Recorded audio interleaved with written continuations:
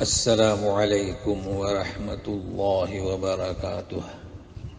Daily one page کے شعبے سے آج کے پیج کا نمبر ہے 62۔ سورت آل عمران، آیات ہیں 92 سے لے کر 100 تک۔ اعوذ باللہ من الشیطان الرجیم۔ لن تنالوا البر حتى تنفقوا مما تحبون وما تنفقوا من شيء فإن الله به عليم۔ لن کے معنی ہرگز نہیں تم بھلائی کو پہنچ سکتے، پا سکتے، یہاں تک کہ اپنی پسندیدہ چیزوں میں سے خرچ کرو۔ تو یہاں قابل غور ہے مما یعنی منما، من تبعیدیہ یعنی من بات کے لیے آتا ہے۔ یہ حکم نہیں ہو رہا ہے کہ سارا پسندیدہ مال خرچ کرو، نہیں، کچھ یعنی اپنے ماں باپ، اپنے بچے، اپنے اہل کی ضرورت کے تناسب سے مال رکھیں اور پھر اللہ کی راہ میں خرچ کریں۔ اور جو کچھ تم خرچ کرو گے، جو کچھ بھی، اللہ تعالیٰ بخوبی واقف ہے۔ اب اگلی آیت میں بنی اسرائیل کے لیے ہدایت دی جا رہی ہے، چونکہ انہوں نے کئی چیزیں حرام کر رکھی تھی جبکہ وہ شریعت میں حرام نہیں تھی۔ تو سنیے، كل الطعام كان حلا لبني إسرائيل إلا ما حرم إسرائيل على نفسه من قبل أن تنزل التوراة قل فأتوا بالتوراة فاتلوها إن كنتم صادقين۔ سارے کھانے بنی اسرائیل کے لیے حلال تھے سوائے اس کے جو یعقوب علیہ السلام، اسرائیل لقب ہے یعقوب علیہ السلام کا، انہوں نے اپنے ذات پر کسی چیز کو حرام قرار دیا تھا، یعنی کیا کہیں گے، اپنے آپ کو اس کھانے سے محروم کیا تھا۔ وہ ہے اونٹ کا گوشت اور دودھ، چونکہ ان کے لیے نقصان دہ تھا۔ جیسے کہ ہم لوگ، کوئی شوگر کا مریض ہے، کوئی ہائی بلڈ پریشر کا، تو نمک اور شوگر سے پرہیز کرتے ہیں، لیکن انہوں نے کب کیا تھا؟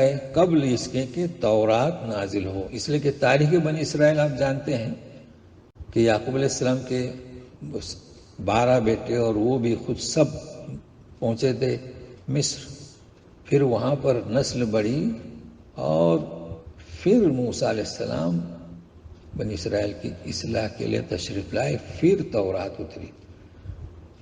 تو تورات میں کہاں ہے؟ وہ تو یعقوب علیہ السلام تو پہلے گزر چکے، اپنے آپ کو کسی سے محروم کیا تھا، اور یہ کہتے تھے کہ تورات میں ہے۔ تورات تو بعد میں نازل ہوئی، تو کہہ دیجئے کہ لاؤ تورات، پڑھو اسے اگر تم سچے ہو۔ اب ایسی بات کرنے کی قباحت کی، تورات میں یہ چیزیں حرام ہیں، سنیے۔ فَمَنِ افْتَرَى عَلَى اللَّهِ الْكَذِبَ مِن بَعْدِ ذَلِكَ فَأُولَئِكَ هُمُ الظَّالِمُونَ۔ فَأُولَئِكَ هُمُ الظَّالِمُونَ۔ اللہ، جو کوئی اللہ پر جھوٹ بہتان باندھتا ہے بعد اس کے، یعنی اتنی حقیقت کھل جانے کے بعد بھی، وہی تو ظالم ہے۔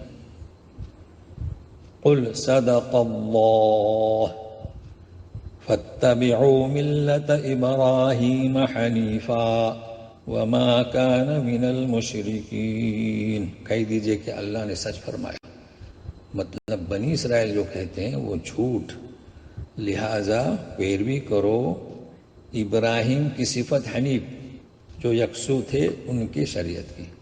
تو ملت کے معنی کبھی جماعت، تو یہاں شریعت کی، تو یہ شریعت ہماری ملت کہلاتی ہے، ابراہیم، اس کی پیروی کرو، وہ مشرکوں میں سے نہیں تھے۔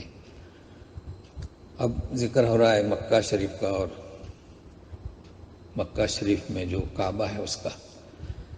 ان اول بیت وضع للناس للذی ببکۃ مبارکا وهدى للعالمين. پہلا گھر جو مقرر کیا گیا، ترجمہ کرتے ہیں مکہ شریف میں، جبکہ ہے بکہ اور با حرف ہے. وہ گھر مبارک ہے، ہدایت ہے سارے جہانوں کے لیے. تو یہ علوم قرآنی میں سے لکھ لیں. مکہ اس کا نام یہاں پر آیت نوٹ کر لیں، بکہ. سورت شورا میں ام القرا، ابھی ام القرا ہم کہہ رہے ہیں اردو میں، 7 نمبر آیا. ہمارے اس طریقہ کار کو بھی سمجھنے کی کوشش کرتے جائیں، جبکہ وہاں پر ہے لتنذر ام القرا. وہ چونکہ گرامر کی وجہ سے کہ آپ ام القرا والوں کو ڈرائیں تو مفعول ہوا نا، اس لیے زبر آئے گا. تو نام ام القرا، اگر پہلے زبر دینے والا حرف ہو تو ام القرا، زیر والا ہو تو ام القرا. تو ام القرا یعنی کیا؟ مرکزی حیثیت. اب رہا مکہ، تو آپ سورہ فتح میں 24 نمبر آیا، تو وہاں پر ہے بے بطن مکہ، وہاں پر مکہ ہے. تو اب سوال آتا ہے کہ مکہ بے بطن مکہ اور بے بکہ، ام القرا تو بہت آسان ہے سمجھنا، مرکزی حیثیت. دونوں میں کیا فرق ہے؟ تو ساتھ میں رہیے. ہم نے محققین کی عبارت نقل کر دی ہے، لیکن محققین نے یہیں سے نقل کیا ہے. دیکھیے، وضع للناس رکھا گیا بکہ پر، تو مکہ سٹی کا نام ہے، اور جس جگہ پر رکھا گیا، مقرر کیا اللہ کا گھر، اس جگہ کا نام بکہ ہے. تو فرق معلوم ہوا نا، بکہ اور مکہ. اب آپ یہاں ترجمہ کچھ بھی کریں، مکہ کیے ہیں لوگوں نے، مگر تحقیق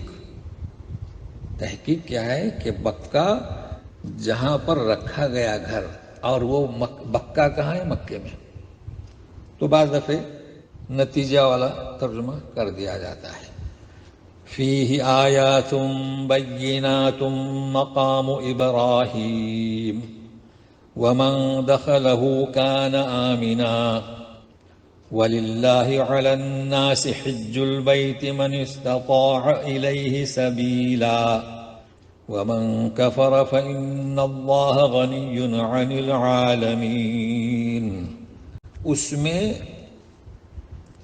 روشن نشانیاں ہیں، آیاتم بینات، جمع ہے آیتن کی آیات، بینتن کی بینات. لیکن ایک ہی نشانی مقام ابراہیم، ابراہیم علیہ السلام کے کھڑے ہونے کی جگہ، جس پر آپ کھڑے ہو کر تعمیر کرتے تھے کعبہ شریف کو، اور سب جانتے ہیں مقام ابراہیم. جی، لیکن دوسری کون سی نشانی؟ یہاں ایک گنوا دی گئی، سب جانتے تھے، حجر اسود، زمزم. تو جو کوئی داخل ہوگا اس میں وہ امن والا ہوگا، یعنی نہ جنگ، نہ قتال، نہ گرفتاری کسی کی، نہ باپ کے قاتل کو پکڑنا، یہاں تک کہ درخت وغیرہ کاٹنا بھی منع. اور لوگوں پر حج کے حج البیت یا حج البیت، یہ عربی میں حجن، اس گھر کا حج کرنا لوگوں پر، یعنی کیا لاگو کر دیا گیا، مگر شرط کے ساتھ، جو وہاں جانے کی استطاعت رکھتا ہو، چونکہ اس کے لیے مال اور وقت، سفر، لہذا زندگی میں ایک ہی دفعے، پھر بھی کب، حالانکہ رکن ہے، ارکان میں سے ہے. جی، اسلام کے ارکان میں سے، لیکن شرط کے ساتھ.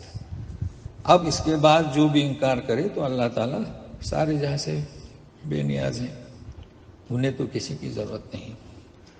یہودیوں کے تعلق سے کچھ باتیں کہی جا رہی ہیں.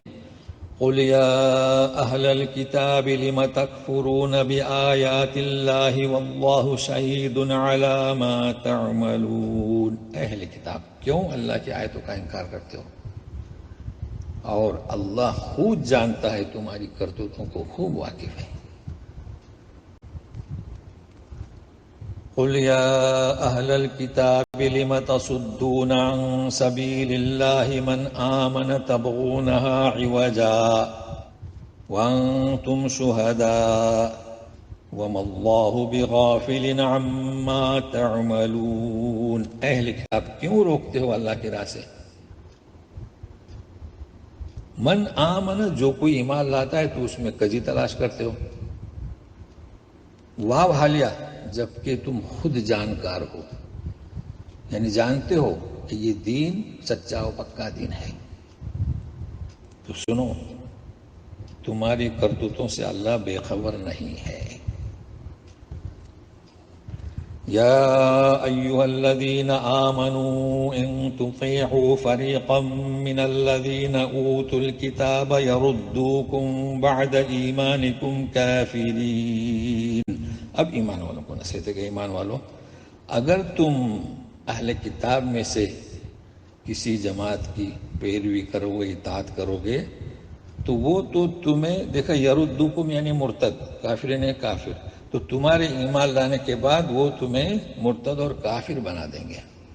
مگر ایسا ممکن نہیں کہ مومن ان کی پیروی کریں. ان کی پیروی کرنے کے لیے تو آیات بینات واضح ہے، مگر یہ تاکید کی جا رہی ہے، گویا کہ تنبیہ، حذر، کہ ان کی نیتیں اس قدر خراب ہیں. تو آج ہم نے آپ کو کچھ قواعد بتلائے، اسے ذہن میں رکھے گا، جیسے کہ لن اور من ما من طویلیہ، اور اس کے بعد بکہ، مکہ اور ام القریٰ. تو پھر کل ملتے ہیں. والسلام علیکم ورحمۃ اللہ وبرکاتہ.